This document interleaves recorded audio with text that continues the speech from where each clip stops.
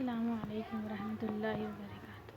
My name is Ansari Seher Fatima Hussain from class FYBA, roll number 158, subject Arabic optional, topic biography of Imra-ul-Qais.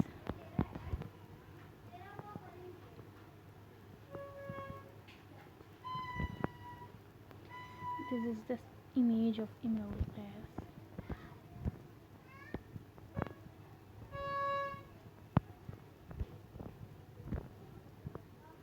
His original name was Malik ad-Dalil Dul Qura Handaj bin Hajar al-Kindi. He was born in royal family. His father was chief of the tribe of Banu Saad. He was brought up in an atmosphere befitting a prince, but as he grew up, he lost his character. Drinking, love affairs, vulgar versification all overpower him. He became a furious person. Being fed up with his habits, his father drove him out of his house. He was youngest of all in his family. After being driven out, he fell in the company of vulgar. He wandered in search of garden and water resources and opportunities. When resources exhaust, they marched in search of other place. While wandering like this, he reached Yemen. There he get news of his father's assassination by his own tribesman.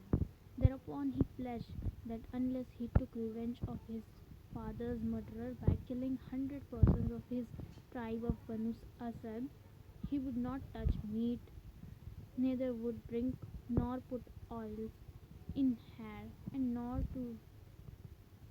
to wear shoes in left leg. Then he seek help from the families of Banu Bakr and Banu Taghlib and attacked to Banu Asad.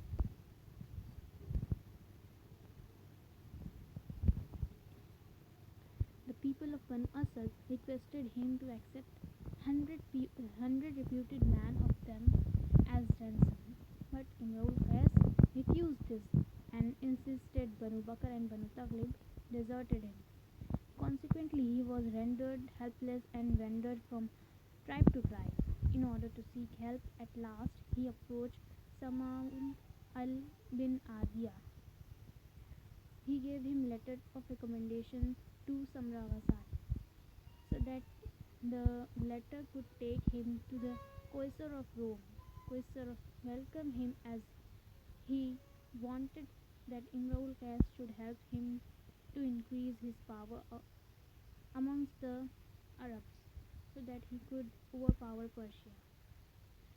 Quaestor entrusted huge army to Imra-ul-Qais, but it is said that when Imra-ul-Qais left with the army, one of his enemies, Tamaha Asadi, conspired with Quaestor against Imra-ul-Qais.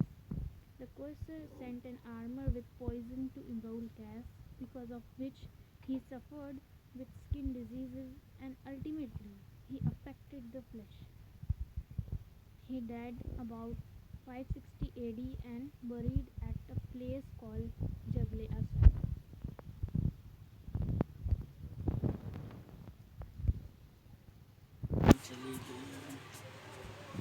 Imra-ul-Qais brought up in Najd in purely Arabic atmosphere of Banu Asad. He was deeply fond of versification and liked to compete with other poets. He started saying verses from his childhood only. In his poetry, we find grandeur of words, abundance of difficult words, appealing way of versification, beauty of thoughts, and excellent use of similes. Due to continued journey encounter with dangers and frequent mixing with others, he had become an open-minded person. Thus he invented new subject matter and brought new meaning out of old words.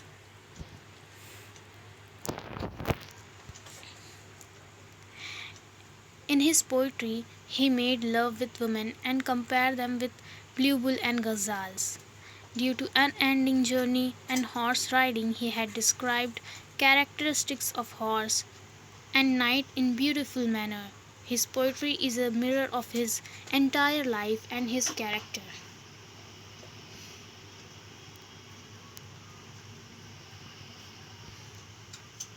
We find in his poetry the glimpse of ascetic life, bravery like a lion, vulgarity, complaints of defeated person, and all other aspects of human behavior.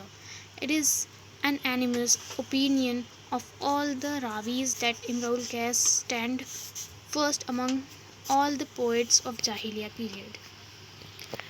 Ascetic meaning natural asceticism involves a lifestyle which reduces material aspects of life to the utmost simplicity and to a minimum. These may include minimal, simple clothing, sleeping on a floor or in caves, and eating a simple, minimal amount of food.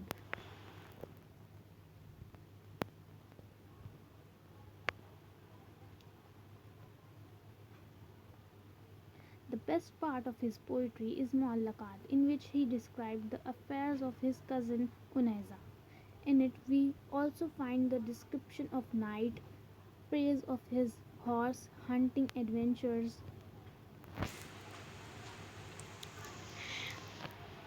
There are some verses of Imra-ul-Qais as follows: كيف نبكي من ذكر حبيب ومنزلي بسكتي لوا بين الدخول فحومل.